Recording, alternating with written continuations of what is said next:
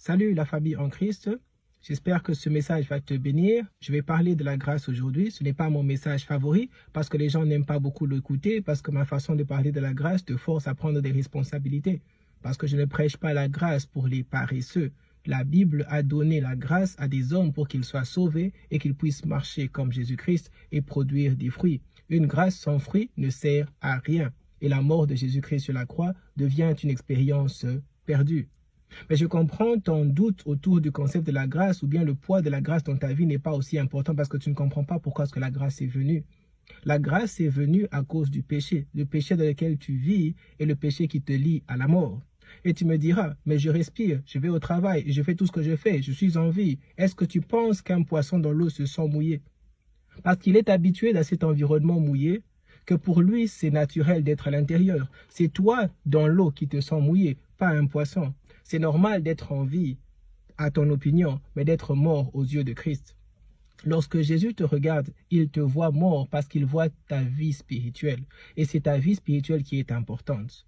Je ne veux pas que tu meures 2 fois dans ta vie. Est-ce que tu as déjà vu un serpent quand on lui coupe la tête? Son corps bouge encore. Il pense qu'il vit, mais il était déjà mort. Il est mort maintenant. Il est mort une seconde fois. Et lorsque quelqu'un est mort une seconde fois, il n'y a plus rien à faire. C'est comme ça que parfois, quand je viens dans les deuils des personnes, je ne dis pas beaucoup de choses et je parle au vivant. Parce qu'à ce niveau-là, il n'y a plus rien à fixer. Pendant que tu es encore en vie, c'est le moment de prendre tes responsabilités. Ne sois pas comme ce poulet à qui on a coupé la tête, qui pense toujours circuler dans la parcelle, pensant qu'il est vivant alors que sa vie lui a déjà été ôtée.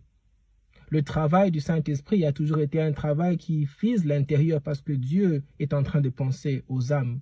C'est vrai qu'aujourd'hui, même l'Église qui était censée nous enseigner ces choses, s'est tournée vers le matériel, s'est tournée vers les choses matérielles. Tous les témoignages sont des bénédictions matérielles, alors que le royaume des cieux n'a toujours prêché que les choses de là-bas au-dessus.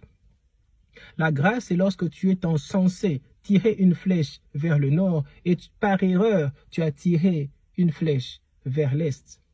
Il n'y a pas moyen qu'une flèche qui va à l'est se retrouve au nord, à moins que quelqu'un d'autre n'intervienne quelque part où tu ne peux pas intervenir pour la remettre quelque part d'autre et la remettre dans la bonne direction. La grâce ne remet ta vie que dans la bonne direction, mais la grâce ne t'emmène pas à la destination. La destination, c'est la marche de l'obéissance. Et c'est pour cela que je t'encourage à obéir Dieu, même lorsque tu as été sauvé. Tu es sauvé parce que tu étais en danger. Et ce danger a nécessité la grâce. Et la grâce était un prix important que Jésus-Christ a payé sur la croix. Alors je t'encourage encore, arrête d'écouter ces païens qui te découragent sur la vie de prière. Arrête d'écouter ces faux pasteurs qui te tournent vers le matériel.